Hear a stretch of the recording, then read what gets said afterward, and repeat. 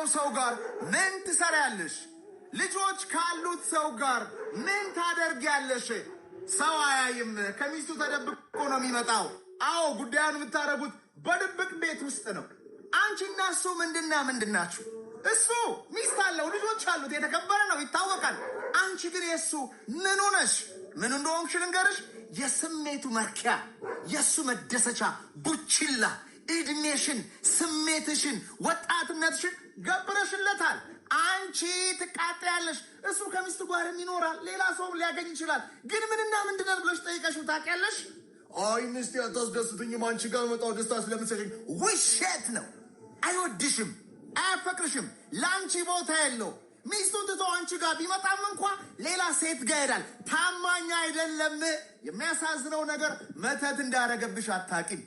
የሚያሳዝነው ነገር በጥንቆላ ልብሽን እንደተበተበው እንዳትጠይቂ፣ ከእግዚአብሔር ከራስሽ ከቤተሰቦችሽ አጌንስት እንድትሄጂ እንዳደረገሽ አታቂም። ለዛ ነው ምትጃጃዩ፣ ለዛ ነው ምትረገጩ፣ ለዛ ነው ስሜትሽን እንደፈለገ ያደረገው፣ ገንዘብሽን እንደፈለገ ያደረገው። ለዛ ነው የሚጫወትብሽ። ቁልፉ ያለው የልብሽ እሱ ጋር ነው። አምልጪ፣ ወደ እግዚአብሔር ሩጪ። ይሄን ሰው ከልቤ ንቀለው በዩ። እስከ ዛሬ ለሰራሽ ኃጢአት ይቅር በለኝ በዩ። ባል ከፈለግሽ፣ ደስታ ከፈለግሽ፣ ልጅ ከፈለግሽ ለሰው የሚሰጥ እግዚአብሔርን ጠይቂ። እዚህ ሰው ጋር ደስታ አይገኝም። የኔ እህት ልብሽን ይመልሰው። ጸሎት አደርግልሻለሁ።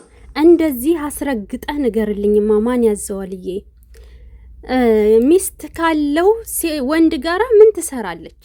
የሚገናኙት በድብቅ ብዙውን ጊዜ የሚሰሩት የሚያደርጉት ሰው አየኝ አላየኝ እየተሸማቀቁ፣ አሁንማ ያቀረና በገሃድ ሚስትን እየረገጡ፣ ሚስትን እያስቀየሙ፣ ሚስትን እያስለቀሱ መዘሞት ሆኗል ስራቸው። ሰላም ውድ ቤተሰቦቼ እንዴት ናችሁ? ሁላችሁንም ሰላም ብያለሁ። ለዚህ ቻናል አዲስ የሆናችሁ ሰብስክራይብ፣ ላይክ፣ ሼር እያደረጋችሁ ቤተሰብ መሆናችሁን እንዳትረሱ። ሁሌም ከጎን የሆናችሁ የምታበረታቱኝ ፈጣሪ ጥሩ ነገር ሁሉ ይስጣችሁ፣ በሰላም ለሀገራችሁ ያብቃችሁ። እናም እንግዲህ ማን ያዘዋል? ለውሽሚት ነው አስረግጦ የነገራት ማለት ነው። ትክክል ነው። ምንም የሚጣል ነገር የለውም። አንድ ሰው የሰው እንደው ፍቅር ማለት ነው። የሰው ልጅ አታፍቅር አይባልም። ምናልባት ፍቅር ሊይዘው ይችላል ያ ሰው። ነገር ግን ደግሞ ወደ ፈጣሪው አንድ ሰው ካለቀሰ የማይቀየር ነገር የለም። ያንን ሰው ከውስጤ ንቅል አድርገህ አውጣልኝ፣ ያንን ሰው እንድረሳው እርዳኝ፣ የሞተ ያክል በቃ ከህሌኔ እልም እንዲል ፈጣሪ ሆይ እርዳኝ ብሎ አንድ ሰው ከለመነ የማይቀየር ነገር የለም። ነገር ግን ሁለት ልብ ሆኖ ሳይሆን ልቡን ንጹህ አድርጎ ልቡን ወደ ፈጣሪው የሚቀርብ ሰው የሚለምን ሰው ልቡ ምንም አይነት ጥርጣሬ ሳይኖረው 100% በፈጣሪው ተማምኖ ጸሎት ካደረገ ዱዓ ካደረገ የማይደርስ ነገር የለም። ካልሆነ ግን ወደ ፈጣሪው ተጠግቶ ዱዓ ሳያደርጉ ያንን ሰው አፈቀርኩት መርሳት አልቻልኩም፣ ከዛ የመጨረሻ አማራጭ ምንድነው የሚያደርጉት? ሚስትና ባልን አፋቶ ያንን ሰው የራሳቸው ማድረግ። አሁን ላይ እኮ እናትዬ አይቆይም፣ ወደው ነው ብድር የሚመለሰው። አይውልም፣ አያድርም፣ አይቆይም ምናምን ወደው ነው የሚመጣ። ገባችሁ? የሆነች ልጅ እኔ ቲክታክ ላይ ሰምቻት በጣም አሳዘነችኝ። ይሄ በፎቶ ላይ የምታዩት ታዩታላችሁ፣ የልጅ አባት ነው ምላ ተናገረች። የልጅ አባት ነው ግን አሁን በተክሊል አገባለች። የልጁ አባቱ ነው ማለት ነው። አያችሁ? አንዳንድ ጊዜ ፈጣሪን መፍራትም ጥሩ ነው።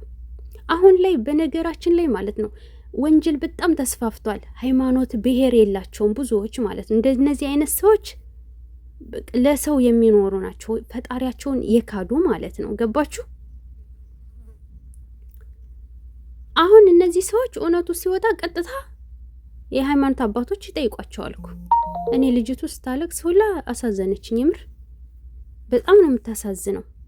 የሰው ልጅ ድንግል መሆን አለበት አይደለ? እንደዛ ለማንሰር ይመስለኛል ሀሳብ ሲሰጡ የሰማቸው እንደዛ ነው። ግን ደግሞ ልጅ እያላቸው ልጃቸውን ክደዋል ማለት ነው እኮ። መኖሩን ራሱ በቃ ክደዋል። አገባችሁ? ፈጣሪ የሰጣቸውን ልጅ። ይችም ደግሞ ባልና ሚስትን አለያይታ ከሰው ባል ስር ትሄዳለች ማለት ነው። ጭራሽ አሁን ትናንትና በጆን ቤት የተለቀቀው ቪዲዮ የዛሬ ወር የተለቀቀ ቪዲዮ የተቀረጸ ቪዲዮ ነው።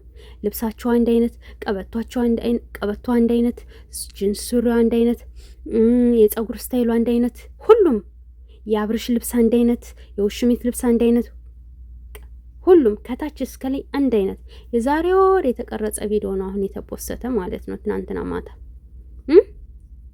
ሁሉ ነገር ፌክ፣ ፍቅራችሁ ፌክ፣ ቀለበቱ ፌክ፣ እያንዳንዱ ነገር ፌክ ነው። እናንተ ለሰው ነው የምትኖሩት። እዩኝ ፈጣሪያችሁን አትፈሩም። አዎ ከሃዲዎች ናችሁ። ፈጣሪን ያስቀየማችሁ እናንተ ሰውን የማታስቀይሙበት ምንም አይነት ምክንያት የለም። በነገራችን ላይ ሰውን ለማሳመን ደግሞ የምትሄዱበት እርቀት በጣም ይገርማል። ሞታችሁ እንኳ ተነሱ ብትባሉ ቢቻል ሞታችሁ ትነሳላችሁ ሰውን ለማሳመን እና የሰው ትዳር ስር ከምትሄጂ ጥግሽን ይዘሽ ወደ ፈጣሪሽ ተማጸኝ። ትዳር የፈጣሪ ስጦታ ነው።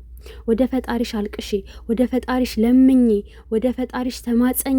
የሰራሽውን እስካሁን ድረስ በነ ልዑል መሃል በነ ሩታ መሃል የገባሽውን የሰራሽውን የተላላሽውን የተጠባበቅሽውን እዛ የተለጣጠፍሽውን በሙሉ ፈጣሪሽን ሰው ያሳዘንሽውን ጭምር ፈጣሪሽን ለምነሽ ምህረት ጠይቂ። ከዛ በኋላ የምትባዩን ተብለሽ ፈጣሪሽን ለምነሽ ትዳር ለምኝ። ትዳር ከፈጣሪ የሚሰጥ ስጦታ ነው። ደስተኛ እንድትሆኚ የሚወድሽም ይሄ ገና ያልተማመነ ትዳር ገና ይውደድሽ አይውደድሽ እርግጠኛ ባልሆንሽው ነገር ሰዎች ሁሉ አይወድሽም እያሉኝ ነው። ትወደኛለህ አትወደኝም እያልሽ 2-3 ጊዜ እኮ ነው የጠየቅሽው በአደባባይ። ለመውደዱ እንኳ ጥርጣሬ ያለሽ ሴትዮ ያልተማመንሽ ገና አንቺን በማፍቀሩ እርግጠኛ ያልሆንሽ እንዴት ነው በኮንፊደንስ እንደዛ የምትናገሪው? እስኪ ቀልብ ግዥ እናቴ። ብስቁ ምን ብትሉ ደስተኛ ነኝ ብትሉ ሲጀምር ማን ያዘዋል? አስረግጦ ነግሮሻል። ውሸት። እኔን ይወደኛል እኔ ጋር ደስተኛ ነው። ውሸት። ለስሜቱ መደበሪያ ነሽ። ነገም ይሄው አንቺ የሰራሹ ግፍ በአንቺ ላይ ይደርሳል ነው የምልሽ። አስረግጬ የምነግርሽ ነገር አይውልም አያድርም። ያሁን ጊዜ ግፍ ማለት ነው። አይውልም አያድርም፣ አይቆይም። በነገራችን ላይ ቶሎ ነው የሚደርሰው። እና አንቺ በሰው መሀል እንደገባሽ ሁሉ ሌላም ሰው ይገባና አንቺ እንደምን ባያስለቅስሽ እመኝኝ ነው የምልሽ። እርግጠኛ ሁኝ የምነግርሽ ነገር እና ማን ያዘዋል? ቴንኪው የተናገርከው በሙሉ እውነት በጣም የሚያነቃቃ በጣም እውነተኛ የሆነ ነገር አስረግጣ ተናግረሃል። የሚሰማ ይስማ፣ የማይሰማ ደግሞ ወደሽ ከተደፋሽ ቢረግጡሽ አይክፋሽ። ተመክሮ አልሰማ ያለ ሰው ከፈለገ ባናቱ ይከርበት። አለቀ። እና ወዶች የዛሬው ቪዲዮአችን ይህን መስል ነበረ። በቀጣይ ቪዲዮ እንገናኛለን። ሰብ ላይክ አድርጉ። አይከፈልበት። መልካምነት ለራስ ነው። እስከዛ ድረስ ሰላም ቆዩልኝ።